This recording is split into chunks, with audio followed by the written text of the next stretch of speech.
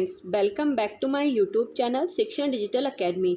English practice for TGT PGT exam की इस series में हम पढ़ रहे हैं फिगर ऑफ स्पीच को। आज की जो हमारी फिगर ऑफ स्पीच है वो है मेटोनमी।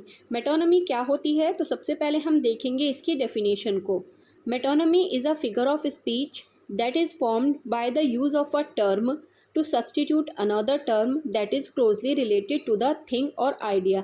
मतलब जो मेटोनमी है वो एक ऐसी फिगर ऑफ स्पीच है जो किसी टर्म के यूज़ करने से बनती है। वो टर्म कोई नेम भी हो सकता है और कोई ऑब्जेक्ट भी हो सकता है या फिर कोई आइडिया भी हो सकता है।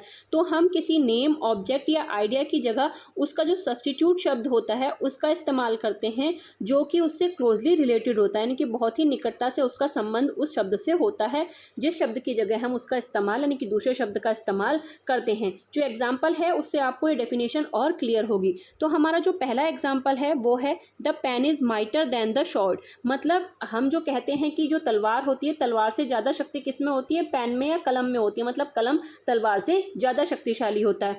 तो यहाँ पर मतलब अगर लिटरली इनका मीनिंग देखा जाए तो एक पेन तलवार से ज़्यादा शक्तिशाली नहीं हो सकता, लेकिन यहाँ पे पेन और जो ये शॉर्ड शब्द है इसका इस्तेमाल कुछ दूसरे जो वर्ड है उनके सब्स्टिट्यूट के रूप में किया गया है। जैसे जो पेन है, यहाँ पर pen stand for the written word. जो पेन का इस्तेमाल किया गया है वो कुछ रिटन शब्दों के लिए किया गया है। इसके अलावा जो शॉर्ड का यूज़ किया गया है यहाँ पे वो मिलिट्री एग्रेशन के लिए, यानी कि जो सैनिक कार्रवाई होती है उसके लिए किया गया है कि मतलब जो कलम की ताकत होती है वो तलवार से ज़्यादा होती है। इसी तरह से अगला एग्जाम्पल है O for a draught of vintage. मतलब ये जो जॉन कीट्स हैं उनकी एक पोयम है ऑड टू नाइटिंगेल्स।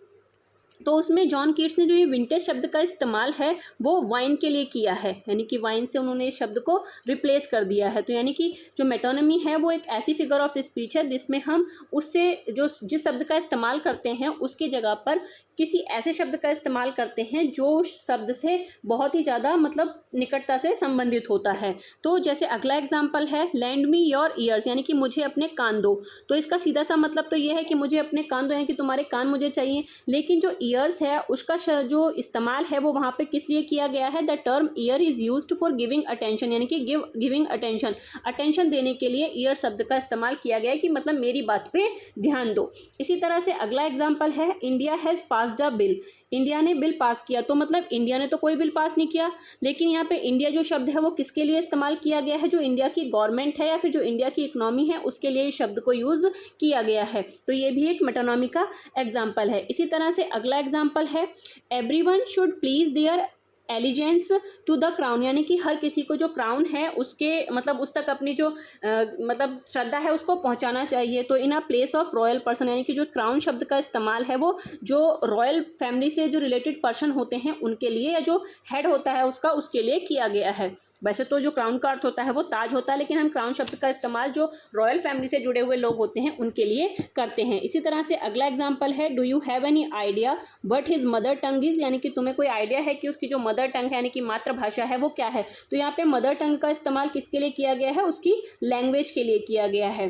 तो इसी तरह से हम बहुत सारे जो मेटोनमी वर्ड है उनका इस्तेमाल करते हैं। इसी तरह से हमारा अगला एग्जाम्पल है the coach is looking to add some new blood to our team, यानी कि कोच क्या कर रहा है, कुछ नया खून अपनी टीम में जोड़ने के लिए सोच रहा है। तो नया खून का जो तात्पर्य है यहाँ पर वो क्या है, न्यू पीपल या फिर फ्रेश आइडिया, यानी कि जो कोच है वो क्या करना चाह रहा है, टीम में कुछ नए लोगों को या फिर फ्रेश आइडियाज़ को जोड़ना चाह रहा है। इसी तरह से अगला एग्जाम्पल है द व्हाइट हाउस सेड, यानी कि व्हाइट हाउस ने कहा। तो कोई घर है या व्हाइट हाउस है वो खुद तो बोल नहीं सकता, लेकिन जो व्हाइट हाउस टर्म है वो किसके लिए used in place of the president of America. जो अमेरिका के प्रेसिडेंट हैं वो या फिर अमेरिका की जो गवर्नमेंट है वो कुछ करती है तो उसके लिए व्हाइट हाउस शब्द का इस्तेमाल हम कर लेते हैं। इसी तरह से हमारा अगला एग्जाम्पल है वी हैव रीड शेक्सपियर, की हमें शेक्सपियर को पढ़ना चाहिए। तो ऐसा तो नहीं है कि हम लिटरली जाके शेक्सपियर को पढ़ रहे हैं, लेकिन यहाँ पर जो शेक्सपियर शब्द का इस्तेमाल है वो शेक्सपियर के जो भी लिटरेरी वर्क हैं उनके लिए किया गया, यानी कि हमें शेक्सपियर के जो भी लिटरेरी वर्क हैं उनको पढ़ना चाहिए। तो इस तरह से ये मेटोनमी के एग्जाम्पल है।